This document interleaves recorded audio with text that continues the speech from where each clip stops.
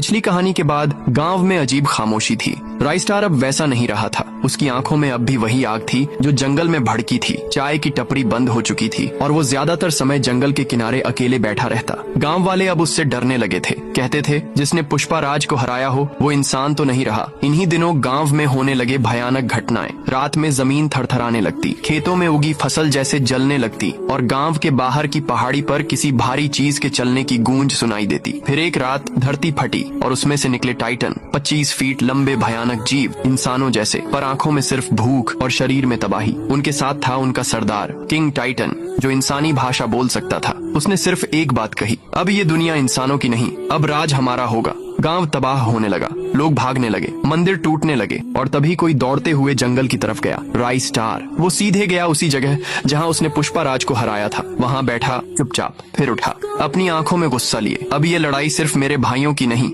ये लड़ाई पूरे गांव की है। वो गांव लौटता है, लेकिन अब उसके हाथ में कुल्हाड़ी है, वही जो उसने पुष्पाराज से ली थी। जंगल की मिट्टी से लिपटी पुरानी लेकिन भारी टाइटन गांव पर चढ़ाई करते हैं। राइस्टार अकेला खड़ा होता है गांव के दरवाजे पर। टाइटन दहाड़ता है, क्या करेगा अकेला? राइस्टार जवाब देता है, जंगल ने मुझे अकेला भेजा है, पर याद रखना जंगल कभी हारता नहीं, जंग शुरू होती है। राइस्टार छाया बनकर दौड़ता है। टाइटनों का खून गर्म है, लेकिन राइस्टार का बदला उससे ज्यादा गर्म। किंग टाइटन से आमना सामना होता है। वो कहता है, पुष्पा राज गया, अब तू भी जाएगा। राइस्टार बोलता है, मैं पुष्पा नहीं हूँ, मैं उसका अंत हूँ। भीषण लड़ाई होती है, पेड़ टूटते हैं, आग लगती है और जब धुआं छंटता है सिर्फ राइस्टार खड़ा होता है, खून से लथपथ पर जिंदा। किंग टाइटन वहीं पड़ा है, मरा हुआ। राइस्टार फिर गांव नहीं लौटता, वो जंगल के अंदर खो जाता है।